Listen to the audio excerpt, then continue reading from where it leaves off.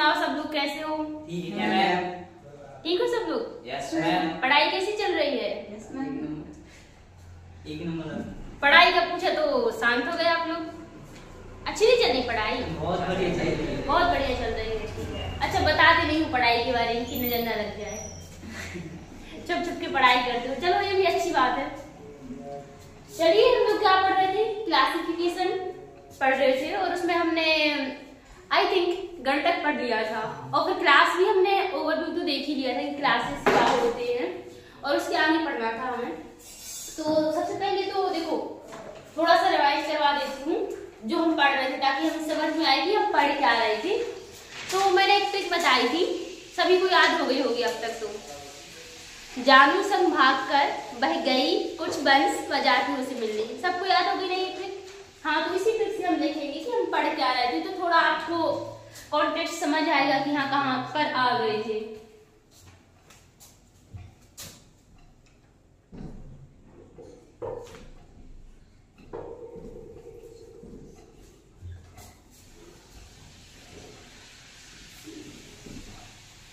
पहला जो हमारा स्तर होता है वो जगत होता है, दूसरा होता है संघ जिसे हम इंग्लिश में फाइलम कहते हैं, और संघ केवल जंतुओं के लिए प्रयोग किया जाता है। अगर हम पौधे को इस संघ की जगह प्रयोग करते हैं तो उसको हम प्रभाव कहते हैं। क्या कहते हैं? प्रभाव, एक डिवीजन।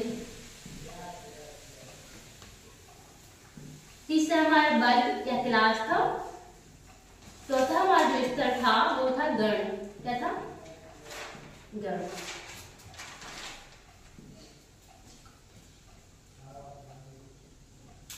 पांचवा था कुल, छठवां वंश, सातवां था जाति।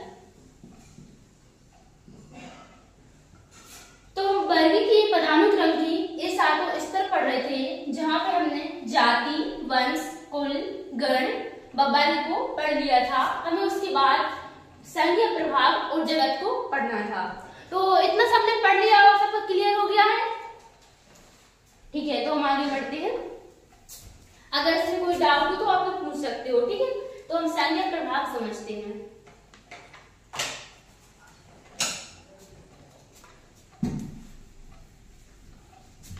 अगर कोई अभी से क्लास देख रहा है तो इसके पहले हमारी जो 4 क्लासेस हो चुकी हैं वो देखें, तब आपको ये अच्छे से समझ आएगा।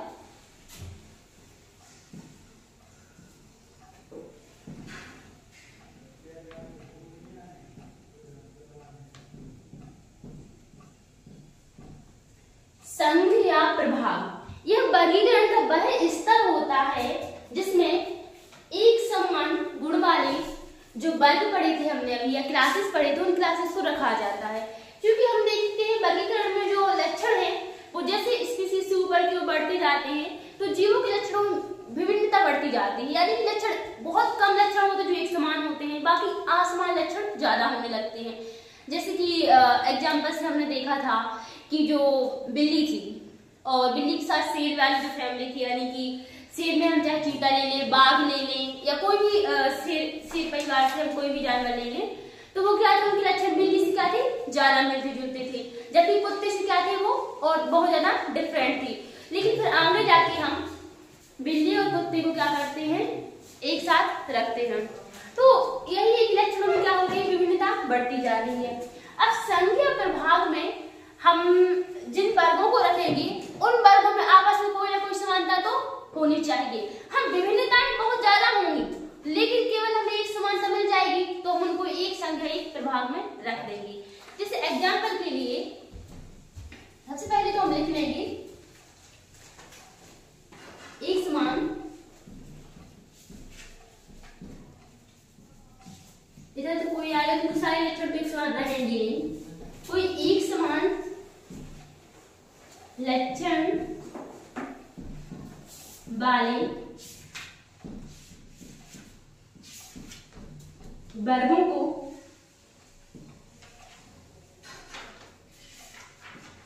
एक संघ या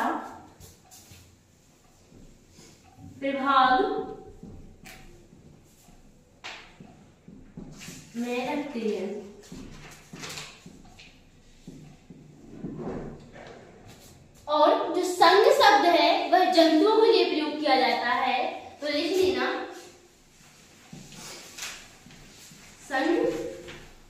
जंतुओं के लिए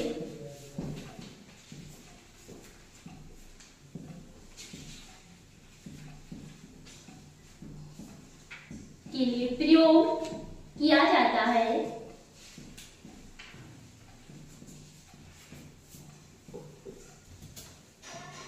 जबकि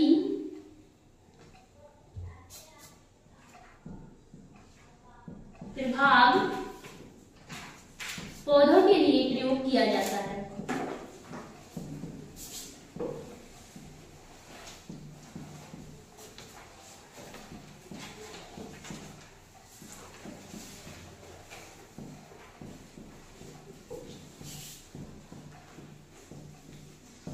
यहाँ एक चीज समझने वाली है कि जो संघ व प्रभाव है उनके जो स्तर है वो क्या है, एक समान है।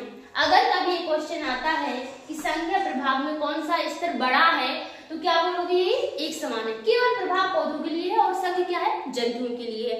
बाकी जैसे अभी तक हमने जो 7 स्तर देखे हैं उनमें स्तर क्या हो रहे हैं, बढ़ रहे हैं। स्पीसीज से वंश की ओर हम जा रहे हैं तो स्तर बढ़ रहे हैं। तो ये दोनों स्तर क्या है, एक समान है। केवल इनमें जंतुओं और पौधों का अंतर है। संघ हम जंतुओं की क्लासिफिकेशन में प्रयोग करेंगे और प्रभाव हम पौधों की क्लासिफिकेशन में प्रयोग करेंगे।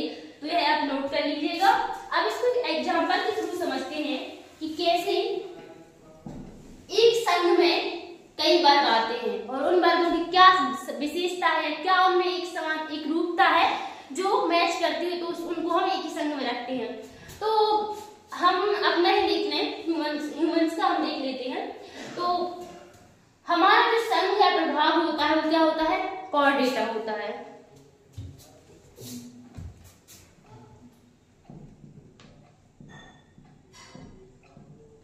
ये होता है कॉर्डेटा, ठीक है।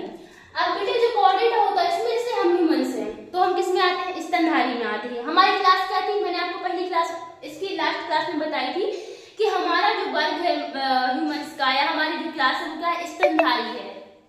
और मैंने इसकी कुछ विशेषताएं बताई थी, जैसे हमारी स्किन पे हेयर होते हैं और हमारे पास स्तन ग्रंथियां होती हैं, हम बच्चों को जन्म देते हैं, अंडे नहीं देते हैं। तो ये सब लक्षण क्या है, स्तनधारी के लक्षण थे। इसलिए हमने ह्यूमंस को और हमारे जैसे अन्य जानवरों को किस क्लास में रखा था, स्तनधारी में रखा था। अब चूंकि बेटा हमने वहां पे और भी देखी थी, जैसे पक्षी होते हैं तो वो क्या करते हैं, उड़ते हैं, ठीक है, वो अंडे देते हैं। हमसे वो डिफरेंट है ना पक्षी, तो वो एक अलग क्लास में आते हैं। उनकी क्लास क्या होती है, एविड होती है। हम लिखकर समझते हैं कॉर्डेटा में। सबसे पहले अगर हम मान ले तो मछली होती है वो कॉर्डेटा में आती है।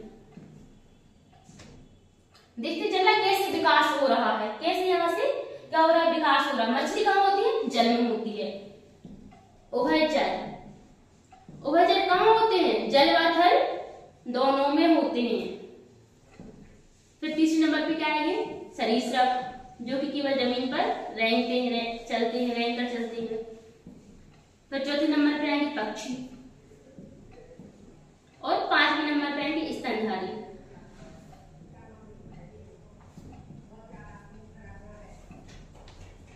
चूंकि अगर देखा जाए तो जैसे हम किसी भी तरीके से देखें इनकी आवाज से या इनके स्ट्रक्चर से, मछली कहाँ होती है, जल में होती है।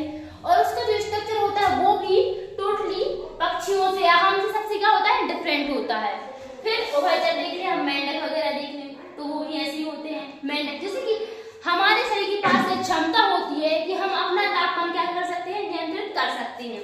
अगर हमें बहुत ज्यादा ठंडे पानी में डाल दिया जाए तो हम तुरंत तो नहीं बनेंगे ना। हमारी बॉडी बहुत लंबे टाइम तक क्या कर सकती है, फाइट कर सकती है, अपने आप को गर्म रख सकती है।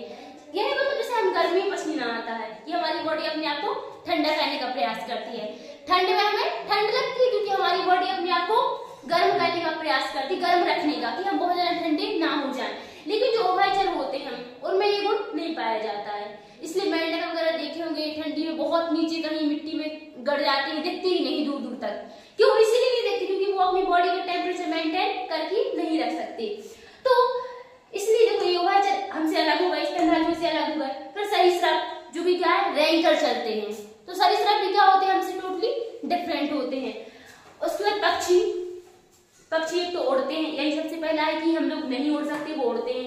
एक ये लक्षण जो हमें डिफरेंट बनाता है। दूसरा, पक्षियों के कितने 2 पैर होते हैं, क्योंकि होते उनके 4 ही पैर है हमारे जैसे, लेकिन उनकी आगे के जो अग्रपाद हैं ये उड़ने में सहायता करने के लिए किस में बदल जाती है, पंखों में बदल जाती है, इसलिए हमसे डिफरेंट है। फिर हम स्तनधारी देखते हैं जो कि इनके लक्षण में कई बार बता चुकी हूँ। तो ये सब क्या है, पांचों वर्ग क्या है, ये सब है वर्ग, ये सब क्या है वर्ग। ये पांचों कैसे हैं, एक दूसरे से क्या है अलग अलग है, क्योंकि इनके बहुत सारे लक्षण क्या है अलग अलग है। लेकिन बेटा चूंकि इनका एक ऐसा लक्षण है जो सब में क्या है समान है, वो है नोटोकार्ड। नहीं, नोटोकार्ड एक राड जैसी संरचना होती है।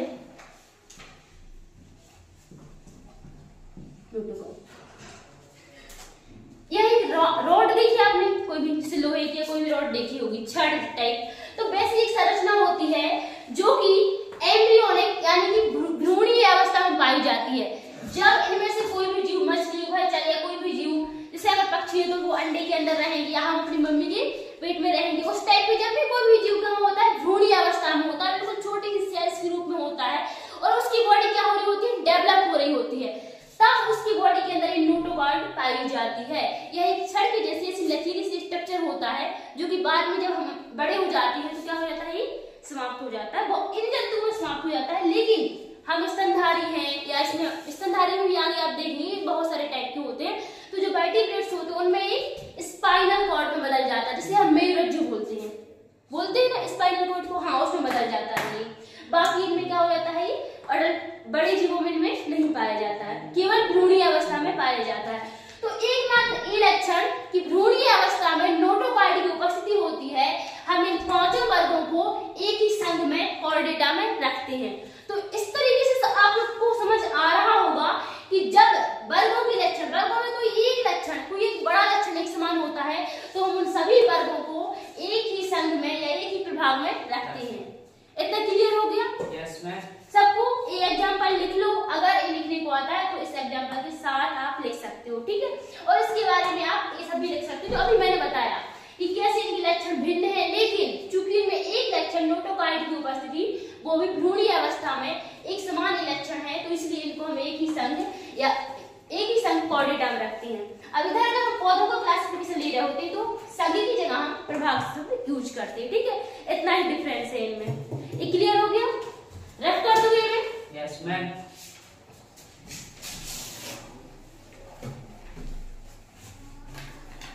देखो क्लासिफिकेशन टफ नहीं है अभी, लेकिन स्टार्टिंग में जब हम न्यू टर्म पढ़ते हैं तो हमें थोड़ा लग सकता है कि हाँ ये टफ है या हमें ये शब्द कैसे याद होंगे, लेकिन जैसे जैसे आप लोग इन्हें पढ़ते जाओगे तो फिर लगेगा हाँ हम तो हम जानते हैं। आपके सामने कॉर्डेटा आएगा और आप तुरंत बोल दोगे अच्छा इसमें नोटोकार्ड होता है, ओके हाँ हमें इसकी सारी चीजें पता चल रही है, ठीक है। आपके सामने स्तनधारी आएगा, आप तुरंत सारे लक्षण बोल दोगे, हाँ ये लक्षण होंगे इसके अंदर ये क्लासेस आएंगी, ठीक है।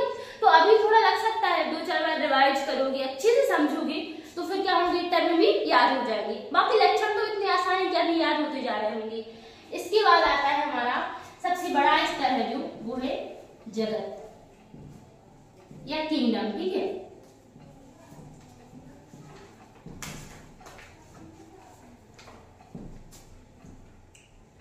अब जो जगत या किंगडम है, सबसे पहले तो यह सबसे बड़ा स्तर है, वर्गीकरण का सबसे बड़ा स्तर।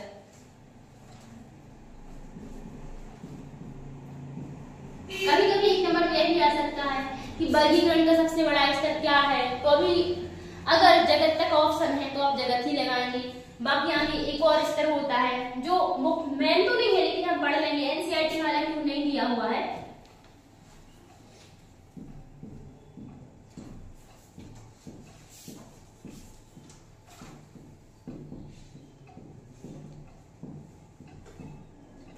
अब जगत के अंदर क्या आएगा, जगत के अंदर अभी हमने क्या देखा था, फाइलम देखे थे।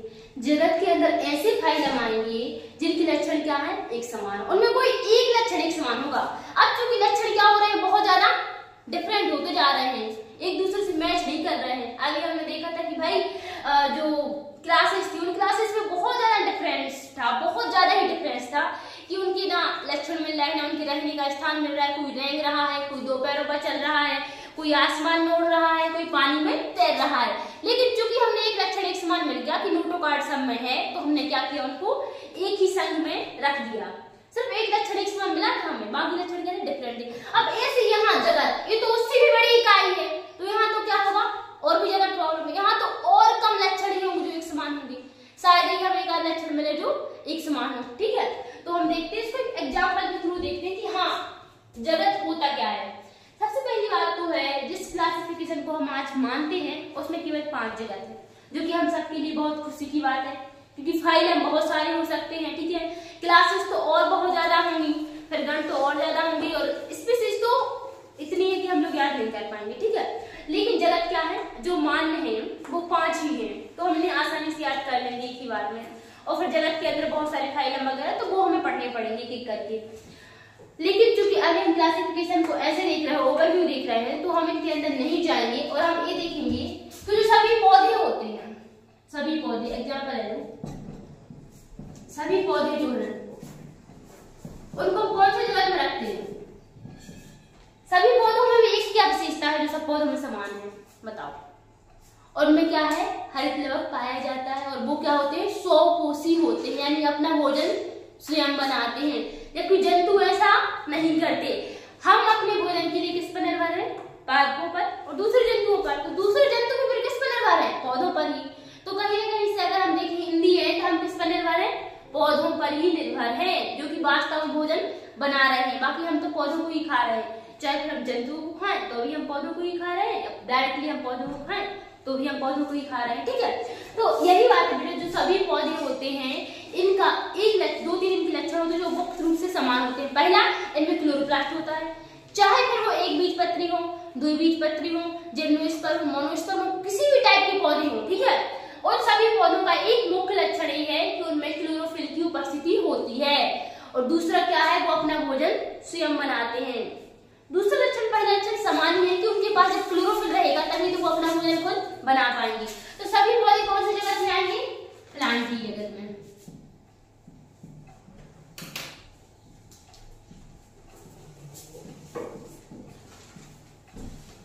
और सभी जंतु एनिमलिया जगत में आएंगे।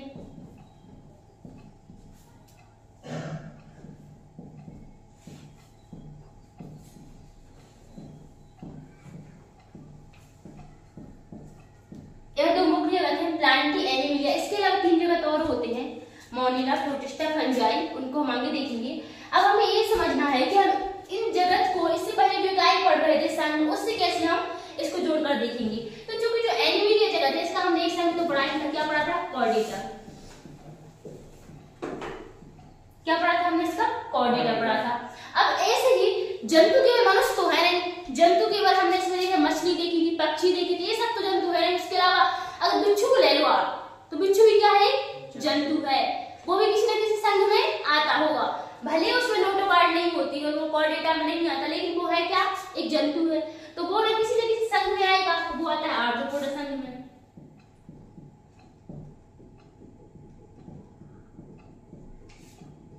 तो ऐसे ही जितने भी एनिमलिया जगत के संघ रहेंगे वो सारे क्या होंगे? एनिमलिया जगत के अंदर आएंगे, यानी कि जितने भी जंतुओं के जितने भी जगत संघ रहेंगे वो सारे के सारे जंतुओं के संघ एक जगत एनिमलिया में आएंगे। कि इन दी एंड वो है क्या? एनिमल्स ही हैं, चाहे फिर वो रेंगने वाले हो, उड़ने वाले हो, या फिर वो कीट जैसे वो उड़ती है, मधुमक्खियां वगैरह उड़ती, चाहे वो हो, किसी भी टाइप के हो, सब क्या है? जंतु हैं। तो जंतु किसमें आएंगे? एनिमलिया जगत में आएंगे। तो ये समझ में आ रहा है? देखो जैसे हमने कॉर्डेटा देखा था कि कॉर्डेटा में क्या नोटोकॉर्ड होता है, ठीक है। अब वैसे जैसे आर्थ्रोपोडा भी ऐसे कॉर्डेटा के जैसा एक संघ है, इसका संघ है जंतुओं का संघ है। पर कॉर्डेटा में से हम बड़े विकसित जीव रख रहे थे, मनुष्य हैं या सब बड़े बड़े जीव जो हम देख रहे थे, मनुष्य, मछली, पक्षी जो बड़े साइज के हैं, थोड़े डेवलप हैं। ऐसे आर्थ्रोपोडा में कीड़े मकोड़े हम बोलते हैं उस टाइप के जीव आते हैं, जैसे हमारी घरेलू मक्खी हो गई, बिच्छू हो गया हमारा, जो इस टाइप के जो जीव होते हैं वो किसमें आते हैं? आर्थ्रोपोडा में आते हैं। और यही सबसे आश्चर्य की बात है कि जो छोटे छोटे मक्खी के जैसे जीव हैं, आर्थ्रोपोडा में जो जीव आते हैं वो सबसे ज्यादा आबादी पृथ्वी पर इन जीवों की होती है। जंतुओं में देखते हैं हम, ठीक है, जंतुओं में सबसे ज्यादा प्रकार के जंतु किसमें आते हैं? आर्थ्रोपोडा संघ में आते हैं। तो इतना क्लियर हो गया, सबको हो गया क्लियर? Yes ma'am. ठीक है, अब अगर लिखना चाहो तो अभी लिख सकते हो। आर.एस. व्हिटकर के उन्होंने 5 जगत वर्गीकरण दिया था, तो इसके बारे में लिख लो एक लाइन बस।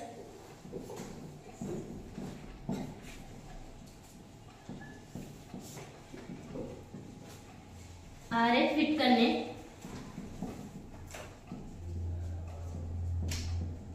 पांच जगत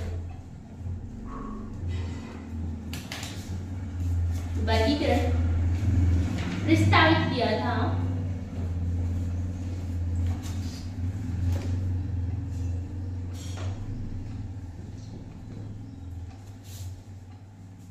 ठीक है, ये लाइन लिख लो इतनी। और इसके बाद हम नेक्स्ट चैप्टर जो हमारा है वो इसी से रिलेटेड है, तो उसमें इसको बहुत डीपली समझेंगे कि कौन कौन सी वो जगत थे, क्या उनके लक्षण है। ठीक है, लेकिन क्योंकि अगर आप 2 बार लिखोगे तो ये नाम आपको क्या रहेगा, याद रहेगा।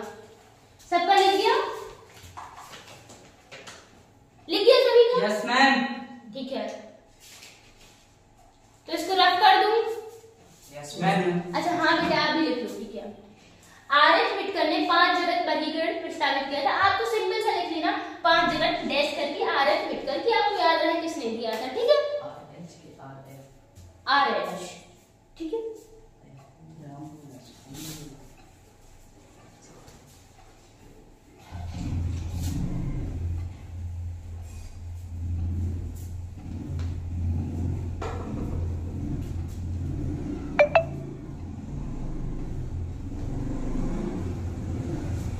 अब इसके बाद एक और जो हम जगत से भी बड़ी इकाई मानते हैं, जिसको हम डोमेन बोलते हैं, क्योंकि एनसीईआरटी में नहीं दिया हुआ है तो हो सकता है आपसे ना पूछे, लेकिन आपको पता होना चाहिए नॉलेज के लिए, या कहीं भी आपको कंपटीशन में कहीं भी आ सकता है। वो होता है डोमेन, जिसको हम अगर 8वां स्तर मान ले तो डोमेन।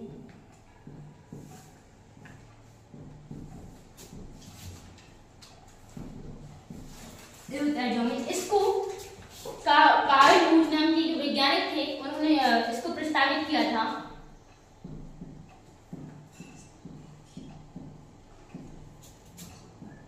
में उन्होंने कहा था कि अगर हम जगत से भी कोई बड़ा स्तर देखें तो वो डोमेन हो सकता है, और इन्होंने 3 डोमेन प्रस्तावित किए थे।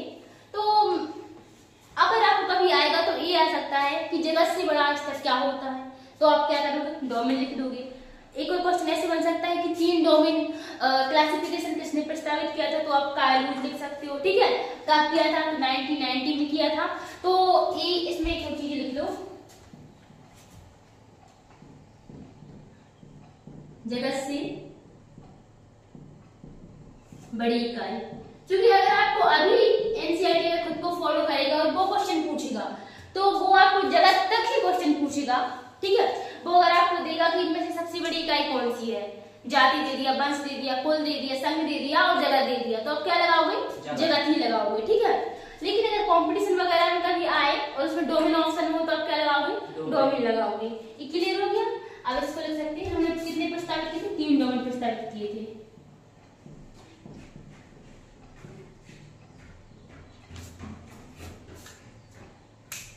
इतना सबको क्लियर हो गया? Yes ma'am. समझ में आ गया हर्ष? Yes ma'am.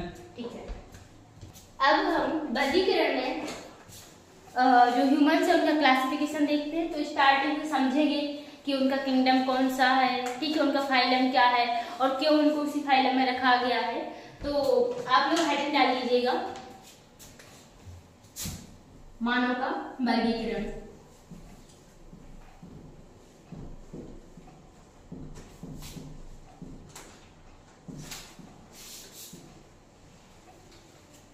हम अपने ट्रिक को कभी नहीं भूलेंगे, हमेशा याद रखेंगे, उसी ट्रिक से हमेशा कुछ लिख पाएंगे। ठीक है, जानू संग भाग कर वह गई कुछ वंशज जातियों से मिलने, वो हम हमेशा याद रखना है।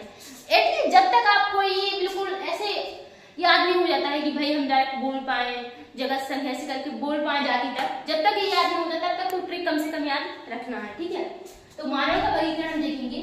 मानव का वैज्ञानिक नाम क्या होता है, क्या होता है, होमो सेपियंस। होमो सेपियंस, वेरी गुड। क्या होता है, होमो सेपियंस।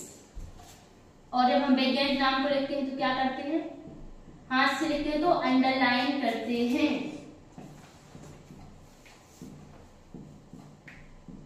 इस छोटे छोटे नियम मुझे भूलना नहीं है, क्योंकि इनसे भी नंबर क्या होते हैं, कट जाते हैं। और हमें लगता है हम तो पूरा लिख कर आए थे, फिर हमारे नंबर कहाँ कट गए। सबसे पहले क्या आएगा, जगत आएगा। फिर आएगा क्या आएगा? शंख आएगा। क्या आएगा? और आगे क्या आएगा बेटा? वर्ग आएगा। Very good. चलो जल्दी याद हो रहे हैं आप लोगों को। फिर क्या आएगा?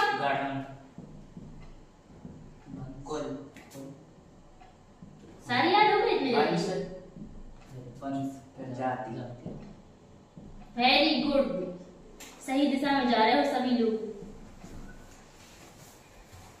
चलो अब हम देखते हैं क्लासिफिकेशन। तो देखो जैसे हमारा होमो सेपियंस है, सबसे पहली बात है क्या है?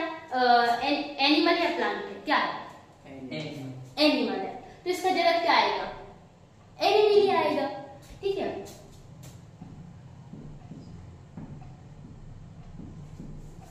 क्योंकि यह एक एनिमल है तो इसका जगह क्या होगा? एनिमल आएगा। अब एनिमलिया में भी हमने देखा था कि जो होमो सेपियंस है इसमें क्या होता है?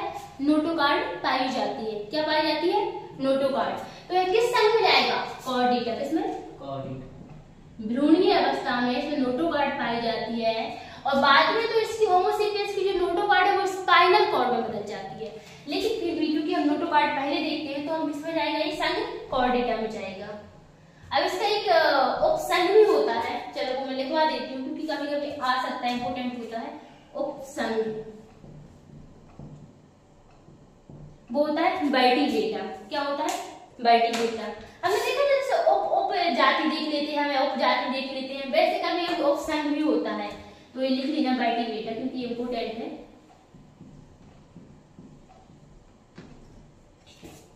ये लिख लेना वर्टिब्रेटा। फिर हमने ह्यूमन या होमो सेपियंस जो है, मानव जो है, उसका वर्ग देखा था कि किस वर्ग में आते हैं? मैमिलिया या स्तनधारी।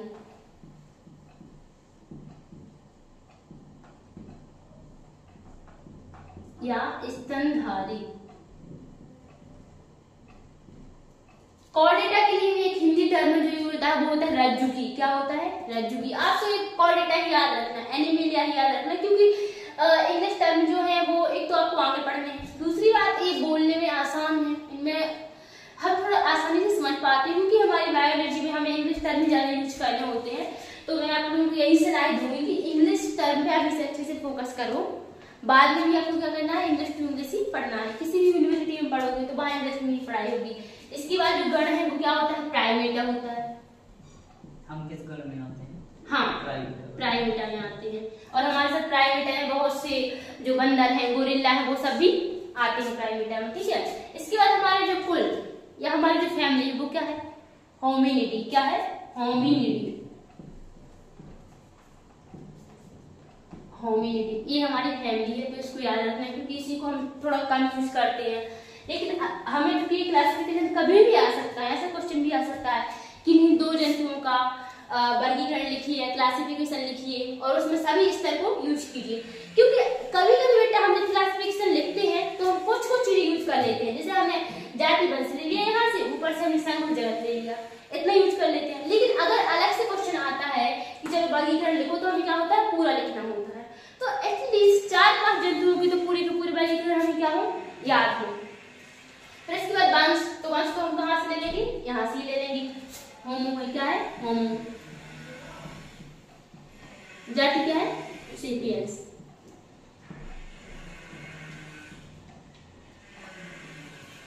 अब हम थोड़ा समझते हैं कि क्यों इसकी जाति सेपियंस के वंश होमो है। ठीक है, इधर तो हमने समझ ही लिया था कि थोड़ा नीचे से समझती हूँ, ऊपर से हमने अभी देख लिया है कि जगत संघ। और अगर आप जाति से ऊपर उठ जाओगे तो आपको थोड़ा ज्यादा समझ आएगा क्योंकि यहाँ पे क्या समानताएं ज्यादा, ऊपर समानताएं क्या होती जा रही है? कम होती जा रही है। तो ज्यादा जुड़ी चीजों से कम जुड़ी चीजों की तरफ जाओगे तो थोड़ा ज्यादा समझ आएगा।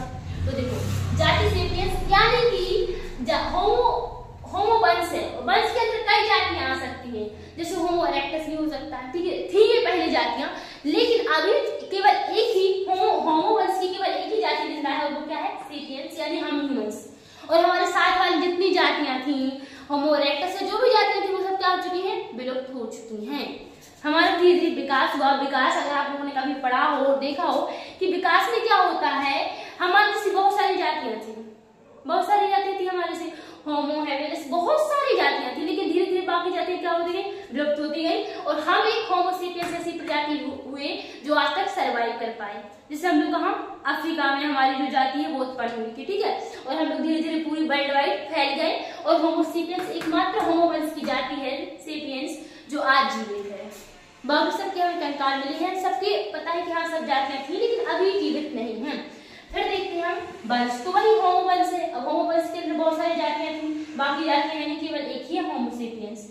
फिर फुल या होमिनिडी हमारी जो फैमिली आती है वो, तो इसके अंदर हमारे वो लक्षण आते हैं जो हमें सामान्य भाषा में बोले जो हमें बंदरों से डिफरेंट करते हैं। बंदरों से, गोरिल्ला जो भी इस टाइप के जीव हमारे से सेम दिखते हैं और वे सब हमारे साथ सेम है, लेकिन हमारा मस्तिष्क उनकी मस्तिष्क से क्या है, थोड़ा ज्यादा डेवलप है, थोड़ा क्या बहुत ज्यादा है। जैसे बंदरों से हम कई गुना ज्यादा सोच सकते हैं, हमारे पास और ज्यादा क्षमता होती है, ठीक है। और जो बंदर वगैरह होते हैं वो उनके हाथ से वो पकड़ते हैं ना, तो उनका अंगूठे का अच्छे से प्रयोग नहीं कर पाते हैं, ऐसी चीजों को अपने इतने अच्छे से मजबूती से नहीं पकड़ पाते हैं, उनमें कोई अंगूठे में मतलब इतनी क्षमता नहीं होती कि वो अच्छे से कर पाए। तो कुछ छोटे छोटे लक्षण है जो कि हमें क्या करते हैं, बंदरों से और गोरिल्ला वगैरह से, हमारे से दिखने वाले जीवों से हमें क्या कर रहे हैं, भिन्न कर रहे हैं। तो उन लक्षणों की भिन्नता के कारण हमारी फैमिली क्या है, होमिनिडी है, ठीक है।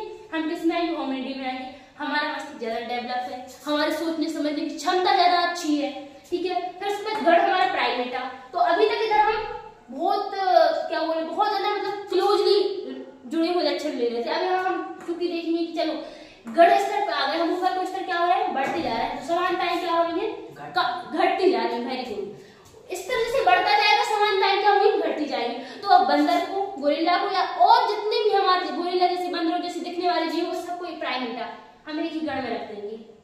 अब हम उतने डीप स्तर पर नहीं जाएंगे, अब हम ये देखेंगे कि हाँ इनमें क्या है, एक अग्रपाद होते हैं, ये हमारा जो हाथ है, ठीक है, पश्चपाद होते हैं, इनमें इनका ब्रेन होता है वो नॉर्मल जंतु से ज्यादा डेवलप होता है। देखो बंदर भी अन्य जंतुओं से ज्यादा डेवलप होते हैं, ये बात हमें माननी पड़ेगी। ये क्या होते हैं, अन्य जंतुओं से ज्यादा डेवलप होते हैं। तो यहाँ पे हमारी बहुत सारी जो प्राइमेटा है, हमारी बहुत सारी जो विशेषताएं हैं वो उन जीवों से मैच कर रही हैं, बंदरों से, गोरिल्ला, उन सब जंतुओं से मैच कर रही हैं, तो इनको हम किस में रखेंगे, प्राइमेटा में रखेंगे, ठीक है।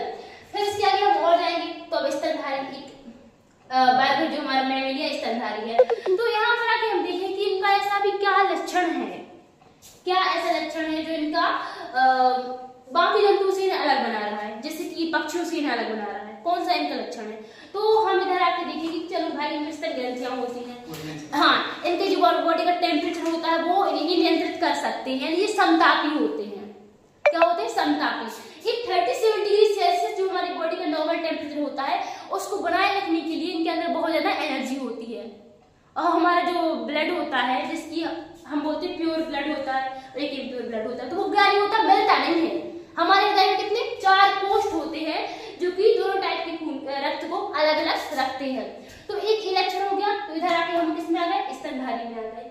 अब इलेक्शन बाकी पक्षियों से, मछलियों से, सबसे हमें क्या कर रहा है, अलग कर रहा है। लेकिन फिर उसके बाद हमने एक और लक्षण देखा कि पक्षियों से अलग तो हो रहे हैं, यहाँ पे तो वर्ग स्तर पे तो अलग हो रहे हैं, लेकिन बेटा नोटोकॉर्ड, भ्रूणीय अवस्था में नोटोकॉर्ड की उपस्थिति एक ऐसा लक्षण है जो पक्षियों में, मछलियों में और इंसानों में बोले या सब जीवों में बोले क्या है, समान है। तो फिर हम इंसान को किसके साथ रख देंगे, साथ में रख देंगे सबके, और सबके साथ में जब रखेंगे तो बहुत सारे वर्ग एक साथ रखे जाएंगे, तो कहाँ जाएगा वो, संघ में, कॉर्डेटा। और फिर जो कॉर्डेटा जैसे बहुत से संघ आर्थ्रोपोडा देखा था हमने, और देखेंगे अब सिलेंड्रेटा, बहुत से संघ होते हैं, वो एकानोडर्मेटा, ऐसे बहुत से संघ एक समान लक्षण होते हैं, क्योंकि उस समय क्या होते हैं, जंतु होते हैं, तो हम इनको जंतु जगत या एनिमिलिया रख देते हैं। यही एनिमिलिया जंतु जगत भी कहलाता है, ठीक है। तो ये ह्यूमन क्लासिफिकेशन समझ आया? Yes ma'am. और इसको सब लोग देखो, ये तो याद ही है और इसमें कुछ टफ है नहीं याद करेगा, ये दोनों इसके नाम नहीं है। प्राइमेटा तो बहुत इजी शब्द याद हो गया होगा, होमिनिडी फैमिली बस याद करनी है तो वो होमो से आप कर सकते हो, ठीक है। और फिर मैमेलिया स्तनधारी, ये तो कभी भूलते ही नहीं है, एक क्लास तो कभी भूल ही नहीं जब एक बार पढ़ लो स्तनधारी, क्योंकि अगर आप भूलते हो कि हाँ स्तनधारी क्या होता है, क्या होता है, तो आप 1 मिनट के लिए विजिट कर लेना मनुष्य को या कोई भी स्तनधारी को जो अपने बच्चों को दूध पिलाते हैं, और आप एक बार आंखें बंद करके उनके बारे में सोचना कि हाँ हाँ क्या होता है इनमें, तो आप सोचोगे अच्छा इनमें नाखून होते हैं, शरीर पे बाल होते हैं, ठीक है। ये सब लक्षण आप जैसे ही याद करोगे तो आपको याद आने लगेंगे स्तनधारी के लक्षण। फिर आप सोचोगे इसका गढ़ क्या होता है, प्राइमेटा, तो आप सोचोगे अच्छा स्तनधारी में तो सारे जो कुत्ते हैं, भेड़ बकरी सारे आ जाते हैं, लेकिन प्राइमेटा में केवल क्या आते हैं, मनुष्य, बंदर, ऐसे ही जीव आते हैं। यानी कि देखो अभी वो आप एक अंदर नोट करें, कुत्ता बिल्ली होते तो वो ऐसे पैर रखते हैं, कैसे, ऐसे करके रखते हैं, जबकि हमारे क्या होते हैं पैर ऐसे, तलवे हमारे सीधे होते हैं। यानी हम में नाखून होते हैं लेकिन उनमें नाखून नहीं, क्लॉज होते हैं ऐसे, जिन्हें हम नॉर्मल भाषा में क्या बोलते हैं, क्या बोलते हैं हम, पंजा। Very good. तो जो जानवर होते हैं उनमें क्या होते हैं, पंजे होते हैं, जबकि हमें तो अपने हाथों से शिकार करना नहीं है ना, हमें चीड़फाड़ करनी है, तो हमारे पास क्या होते हैं, नाखून होते हैं। तो ये भी एक बहुत बड़ा अंतर होता है कि प्राइमेटा में क्यों हम केवल मनुष्यों को, बंदरों को, गोरिल्ला या हमारे इनके जैसे और दिखने वाले जंतु जिनके पास नाखून होते हैं उन्हें रखते हैं, ठीक है। पंजे वाले जंतु क्या होते हैं, इधर स्तनधारी नहीं आते हैं, प्राइमेटा में नहीं आते हैं, वो फिर कार्निवोरा में चले जाते हैं। हमने पढ़ा था कि जो मांसाहारी होते हैं उनका जबड़ा बहुत मजबूत होता है, क्योंकि उन्हें क्या करना होता है, शिकार करना होता है, मांस खाना होता है, ठीक है। तो वही डिफरेंस था। तो ये क्लियर हो गया सबको इतना? Yes ma'am. किसी को कोई डाउट? No ma'am. तो आज का हमारा टॉपिक है वो यही एंड होता है, और अगर इससे रिलेटेड कोई डाउट है तो आप पूछ सकते हो, ठीक है। ऑनलाइन क्लास में पूछ सकते हो और अभी भी पूछ सकते हो, ऑफलाइन में कोई प्रॉब्लम नहीं है। मैम कुछ मोटिवेशन, ठीक है, मोटिवेशन बताती, पहले 1 मिनट ये सुन लो। इसके आगे हम कल जब पढ़ेंगे तो हमारा जो न्यू चैप्टर है वो शुरू होगा, तो सबसे पहले इस चैप्टर को पूरा रिवाइज कर लेना। और जैसे मैंने एक मानव यानी कि जंतु का क्लासिफिकेशन लिखवाया है, तो इसे होमवर्क में बेटा आपको एक कोई भी पादप या प्लांट जगत से एक जीव का क्या करना है, क्लासिफिकेशन लिख के आना है। इतना होमवर्क समझ आए, सब लोग नोट कर लेना। अब कुछ मोटिवेशनल, ठीक है, मैं सुना देती हूँ। मोटिवेशनल, यहाँ बच्चों को हर दिन मोटिवेशन की जरूरत पड़ती है। चलो ठीक है, ये 2 लाइन आप लोगों के लिए। घायल तो यहाँ हर एक परिंदा है, घायल तो यहाँ हर एक परिंदा है, मगर जो फिर से उड़ सका वही जिंदा है।